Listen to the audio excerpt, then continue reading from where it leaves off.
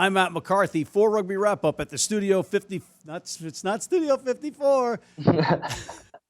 I'm out. Who the hell am I? Coming up next on Rugby Wrap Up, Matt McCarthy and Bryan Ray of America's Rugby News talk Major League Rugby. Rugby Wrap Up brought to you in part by The Balanced Palate, nutrition for peak performance, and the Pig and Whistle on West 36th Street, the world's best rugby pub.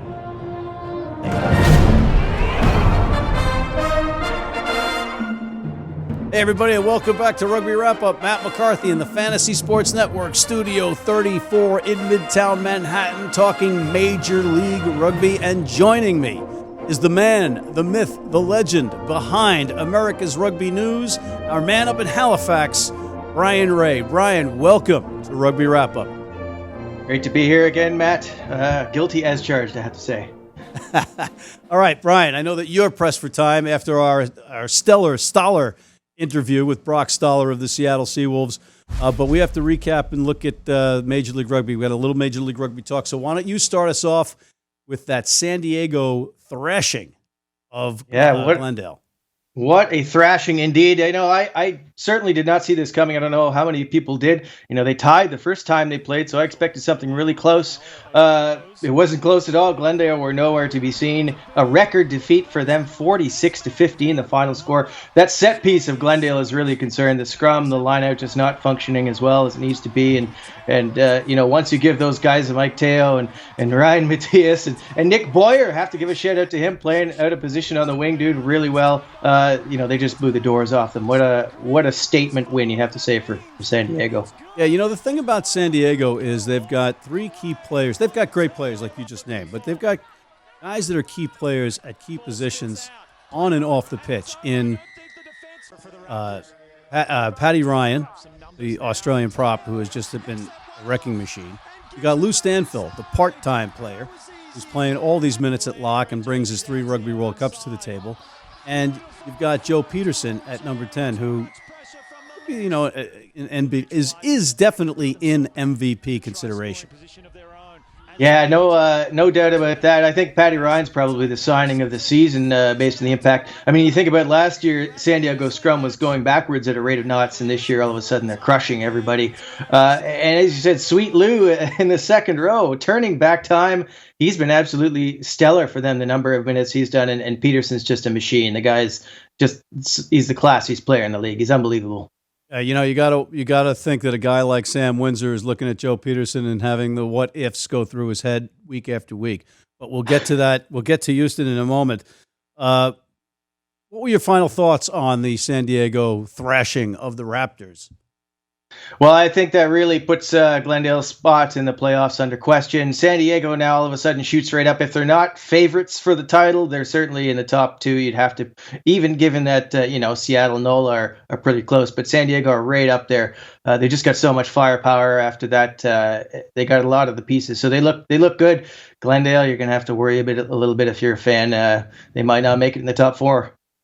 Yeah, and you know what? It's a tight 6. You know, you and I are in this list of experts that pick the winners each week, and it's not going to get any easier, specifically now that all the teams that had been playing on the road are at home. You've got the teams getting healthy, or some of them getting healthy, or some of them not getting healthy, which could be a pivotal factor.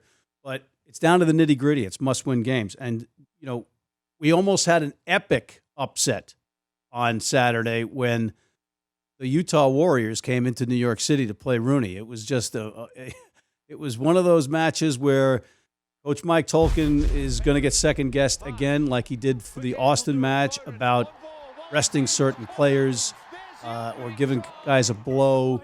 And, you know, people saying, hey, man, you almost lost that match. I didn't see it that way.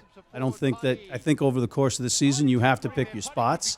And in those matches, they are 2-0. Yeah, I agree with that, and you have to give a bit of credit to Utah as well. I mean, these guys have a stellar backline. Gannon Moore is just a phenomenal player at outside center. You give him room to run, and he's going to burn you. I mean, Don Potty is just a human highlight reel there, and to be able to bring a guy like Josh Whippy in off the bench, that really speaks to their depth as well out there. So, you have to give them some credit. They are a dangerous side, but New York pulled out the win at the end. Their forwards rolled up the sleeves, they got it done, and so just a good close battle in that one, and that's really been the hallmark of Major League Rugby this season. How competitive it's been. Yeah, one could argue that the Utah Warriors are a 65-minute team, and if this was like a version of Global Rapid Rugby and it was a 65-minute or a 60-minute match, these guys would be the forefront of the league. But it's not. It's an 80-minute match, and it's been tragic for these guys in the last 20 minutes, just heartbreak each week because, as you say, they have good players. Don Patty, what an unbelievable performance. Specifically the one try where he makes the tackle to stop the try, to stem the tide of the New York pressure that's going in for the nail in the coffin. He gets up, gets tripped, gets back to his feet, runs all the way down the pitch, and passes it off for Gannon Moore. Like, just an amazing try. Oh, no, the guy is just incredible. I mean, you think you've got him down, and he's up, and next thing you know, he's 60 meters down the pitch, and he's beating half your team. And then when you look who they're bringing off the bench, Fetu Uvai-Nicolo, the big Tongan, and Josh Anderson's not even in the 23, and that guy is, grease lightning, 6'5" sprinter down there. I mean, it's just frightening the number of outside backs they've got on that team. But they are, I believe, 1-8-1. So what the heck has happened? Yeah, that's got to be frustrating I'm sure for them and as well, and for Alf Daniels, the coach. But they kind of, it seemed like they got their preparations a little bit delayed at the beginning of the season. They've been, they had a few injuries along the way. It's hard to say really, but they just haven't been able to put those pieces together. As you said, they haven't really put together an 80-minute performance this season. So maybe it's the fitness that just wasn't up to scratch in their preseason buildup. So it's hard to say, but at the end of the day, they just haven't fired this year. All right, and I just want a quick note to Dylan Fawcett, who was picked as man of the match. He went from 8-man for the first 40-plus minutes and then switched to hooker when Matt Houston came in. But Rooney's got some injuries in that back line. They've had injuries all year long. Luke Hume started with a scrum cap. He threw the scrum cap off, and they did okay. I don't know if it's related, but I'm going to stick with that, Luke, because I'm a fellow bald guy. The next match up, my friend, was that your Arrows and Houston? It was indeed. The Arrows, they scored really quickly to start the game. By the half-hour mark, they had 3 tries in, another one that was missed by the officials. And then the wheels kind of came off for about 10 or 15 minutes, and all of a sudden it was a tie. And everybody up north was certainly sweating a bit because the Arrows really need these points to get into the playoffs now. But they pulled themselves together. They got it done in the end. 2 tries to finish it off. 35-21 the final score. So they got the bonus point win, and they're still in the picture. What's the word on that pitch? Yeah, well, they've only got a couple games left there, so that's kind of the backup pitch next year. Depending on where they'll go, but they'll be at the better. There's 2 fields on that campus, at York campus. They're at Alumni Field. They're going to be moving to York Lions, possibly next season. We'll see, but that's a much better pitch. So, it's really not the best pitch. It's pretty obvious when you look at it, and pretty clear from what we've seen. But it is what it is, and they'll be at Lamport pretty soon, which will be a step up in a much bigger venue. And who is it? Lucas Rumble, who is basically the rugby-playing Aquaman. I know Aquaman made an appearance at the Vancouver Sevens, but Lucas Rumble is him incarnate on the pitch. Yeah, it'll be him versus Vernon Alley over at Utah fighting for that claim. Exactly. And then we had an epic Major League Rugby match for the ages in Seattle at Starfire, CBS, 10 p.m. Eastern Time, a little bit late, but well worth waiting for. You had the Seawolves and the NOLA Gold going at it, and this was a battle, just a tremendous and entertaining match. Oh, absolutely. I was glued to my seat watching that. That might be my favorite MLR match of all time, to be honest. It really had everything. It had huge hits right in the beginning. You had Moni Tongaia and Api Nakatini laying down thunder, so both teams just going right at it. Some great backline play. Of course, Brock Stoller's sensational kicking, and the atmosphere. I mean, when you get 3,750 people in Starfire packing that place, absolutely terrific. The whole respect the kicker routine they've got. It really felt to me, like, that's proper professional rugby. Everything about it. I thought the officiating was pretty good. I thought the production and quality was good. To me, that's the new gold standard for Major League Rugby. Yeah, they are leading the charge with that stadium. But did you say the respecting the kicker thing? Because I've been to Starfire, and the minute the opposing kicker, ask Will McGee, they don't respect the kicker at all. Are you kidding? Maybe it was just because Brock was kicking so much. Yeah, no. That's the thing. So, and I actually talked to him on the field after their opening day win against the Raptors, and they were just making all kinds of noise, doing whatever they could when Will McGee was kicking. But the minute that Stoller lined up, it was quiet. It was a church. It was ridiculously quiet. And he said he prefers it noisy when he kicks. And I think that's just the opposite of a lot of these guys. No, it's actually not that bad when it is loud, because then it's just like, it's just you and the kick and no big deal kind of thing. It's a little more eerie when it is quiet like that, but just you got to embrace the experience. It depends where you are in the world, right? You go to a match in the UK or in England or in Ireland, Wales, they're all going to be quiet, but maybe if you go to France, see a top 14 game, there's going to be some jeering. Sure. Same with the New Zealand. Band playing. Got to build your own culture, right? Especially in the US here, a fan-centric sport. We got to build something to try and keep the game and momentum going. So I think it's a good thing if the fans are involved. Yeah, maybe this is just an orchestrated conspiracy from Tony Ridnell to throw off all the people getting in there. I think you might be onto something. Ridnell is a conspiracy guy. I get it. Watching you, Ridnell. You're not hard to find, pal. We're watching you. Raise Rugby, America's Rugby Network, and Rugby Wrap Up. And we're just kidding, Tony. But some of the key components of that match, you had Rickert Harding as the captain, and I believe he was the man of the match. That guy was all over the pitch. But again, you got Matthew Drew Turner running up and down all over the place. And the NOLA guys, no quitting them whatsoever. They were just nonstop. And you've got some really good names, including 3 key Canadian players who I'm just wondering why they're not on Toronto. You got what? Bailey, Eric Howard, right? And who else am I missing? There's some that are playing with Toronto. Hubert Biden's there as well. Yeah, Hubert Biden's. These guys, I know he's a little long in the tooth, but he's getting the job done. Those are 3 key components. And what if they took all the Canadian players and put them all on the Arrows? Because you've got Stoller, you got Phil Mack, you got these 3 guys on NOLA. I mean, is that a consideration here? Canadians are very generous people, and they can't keep everything for themselves. They want to make sure that the playing field is level. So we're just kind of lending those guys out, helping everybody out. Austin's got a bunch of 5 of them now too as well. So you got to spread the wealth a little. You can't if the Arrows had everybody. I mean, come on, it would be a perfect season. They'd be wiping the floor with everyone else. All right, so maybe what you're saying is this will translate into hockey, and the Canadians will give the New York Islanders the cup. So they can present it in New York City. All right. Anyway, we're getting silly. Let's take a quick break, and we'll come right back with what we think of what's ahead right after this. Been blind since I was 4, and I've never seen a beer commercial or a beer label. None of that stuff influences me.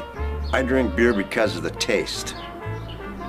And my beer's Pabst Blue Ribbon. It has the taste and the flavor. What do you think's on the label?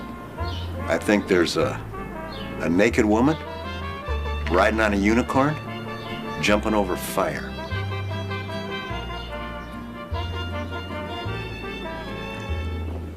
Oh, that's good beer.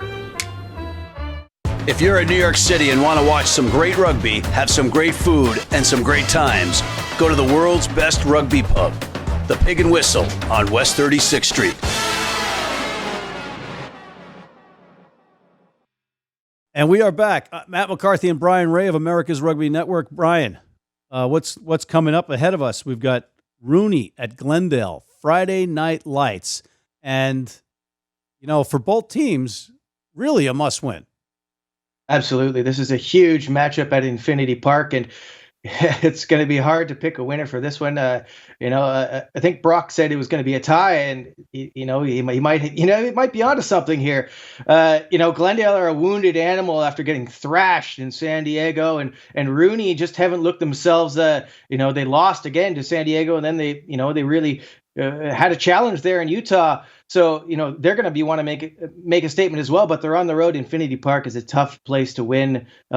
This is going to be a close one. To be honest, I might be leading towards Glendale in this one. I know who you're going to pick. Well, I'm going with Rooney, because I live near these guys and they will kick my ass, and I don't like getting calls in the middle of the night from Dylan Fawcett when I'm wrong. So, but I have a more rational reason for picking Rooney in this one, and that is that players on Rooney played in Glendale. They're familiar with it. It's almost a homecoming. You got Dylan Fawcett and John Quill. They know all about that, and they set the tone for this team anyway in a lot of ways. So I'm picking Rooney in that one. So you're saying Glendale. What's your score line?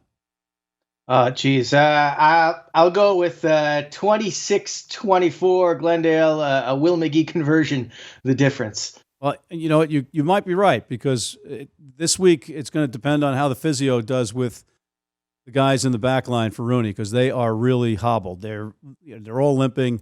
Mark O'Keefe, who was tough as nails, stayed on the pitch despite what looked to be him pulling a hamstring.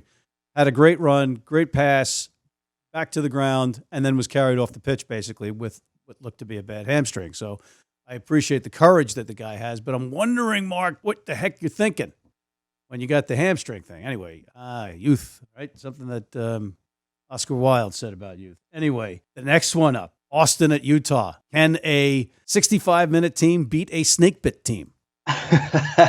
Yeah, two teams that are really out of the playoff picture at this point. Some of these guys may be playing for jobs next season. I like Canadians over at Austin, but they haven't really put together again an 80-minute performance this season. Utah, they just look a little bit more put together right now, and a few more dangerous weapons in the back line. I think the really key player for this one is Utah, number 10, Josh Reeves, the Brazil international. He's an accomplished player, really good, sound kicker. Rodrigo Silva has been playing 10 for Austin. He's really a fullback. He's Uruguay's fullback.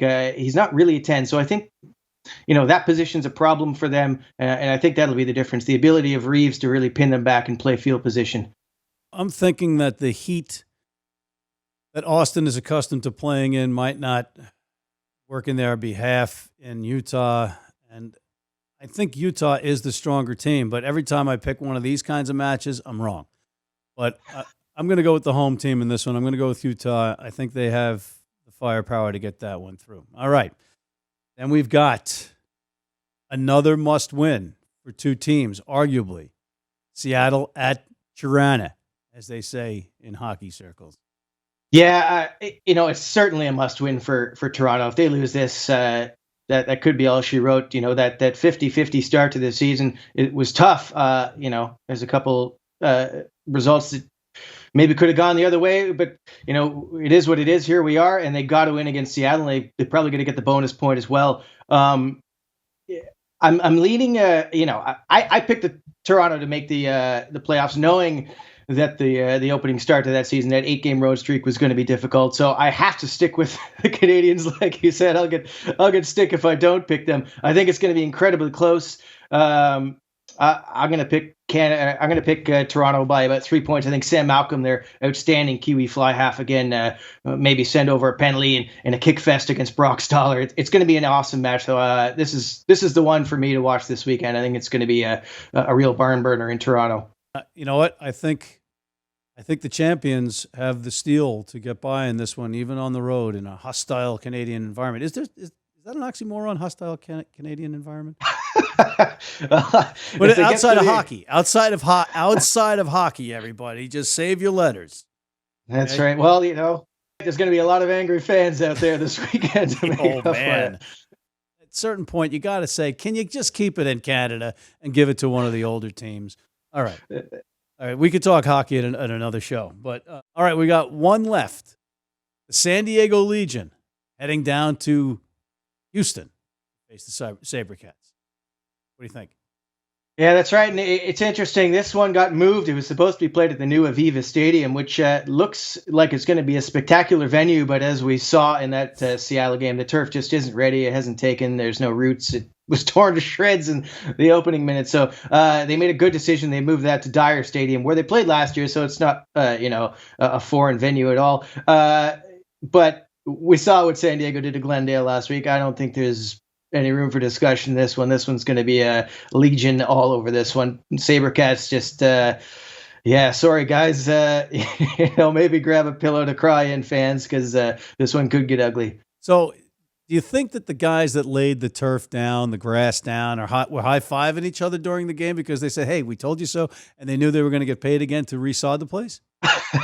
That's an interesting angle on that one. I don't know, man. That was quite the sight. That's just the New Yorker. That's the New Yorker in me. I'm like, yeah, the grass. Yeah, we'll put the grass. You want to play Tuesday? Yeah, go ahead. We'll put it down. Yeah. I'm just thinking that had to be the fact. The guys had to say, "There's no way in hell you could play a rugby game on this, guys." And no, it'll be fine. It'll be fine, right? I don't know. You really have to wonder who thought that was going to be a good idea. All right. Well, I got to tell you something. It's been a pleasure having you on here, despite the fact that my picks are crushing your picks this year. Bryan, you want to say something to the folks at home? You want to apologize for your picks this year? Yeah, I might have to rescind my expert card next season. It's just been an embarrassing campaign. I picked Utah one week and they got absolutely destroyed. So, no excuses. From here on out, it's a complete crapshoot, coin toss all the way. Best of luck and congrats, Matt. You're killing me. As long as Pengelly's around, you're safe. Yeah, I think even he's doing better than I am. I got no legs to stand on in this argument. Oh, that's bad. That's it. It's going to. They have the Mendoza line in baseball. It's going to be the Rays rugby line in expert picking. Well, we won't call it America's Rugby News. We'll separate it at least for you. Right. All right. Now, but thank you, my friend, for coming on. It's been a pleasure.